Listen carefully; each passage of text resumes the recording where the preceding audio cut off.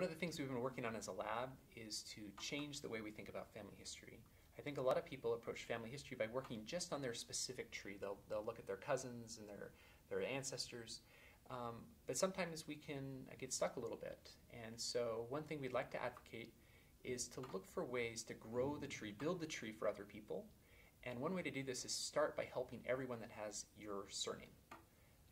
My wife's maiden name is Grossnickel. It's a relatively rare surname, but working with our kids, we were able to add every single person with the surname Grossnickel to the family tree.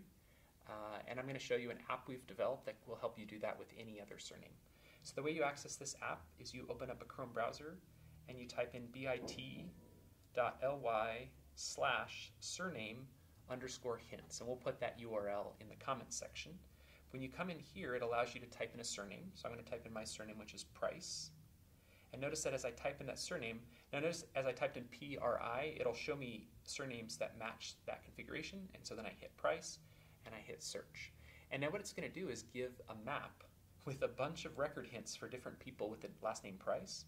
So I can zoom in here and click on one of these. This is a Price that was living in Hancock, Ohio. And then when I click on that, it's going to drop me right into SourceLinker. And you'll see that we use SourceLinker with a lot of our tools. And in this case, then I have to decide whether this family is a match. Notice that there's a whole bunch of family members that are already linked up. And in this case, I have Louisa, and over here I have Louis. And so in this case, I'm going to attach those two together. Now, this one actually, I am going to go do a little bit more research on tonight. I'm going to attach it right now, but I'm going to go check, because it is possible they could be twins. We might have had a Louisa and a Louis. I think actually what is more likely is that Louisa's gender was miscoded, because notice that otherwise we would also see a Louis here in the census. But I'll come back and I will double check on that.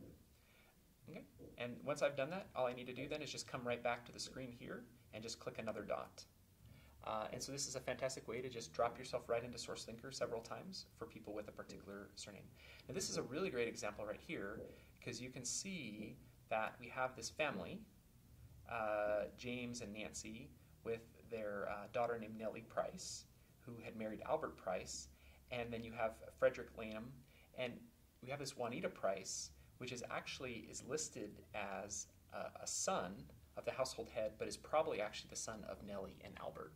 So I would go back in and try to fix that as well. But again, what these hints do is they allow me to go and access record hints for people with my last name. And as I work on those and as I add people to the tree with my last name, I'll start to see how they're connected to me. And eventually I could probably add all of the Prices to the family tree, and we'd start to discover how we're related to each other. So give it a try. We'd love to get your feedback and comments on this. And you don't have to use your own surname. You might look on your family tree for a surname that's a little less common, and you can have a really great experience adding each of the people with that surname to the tree.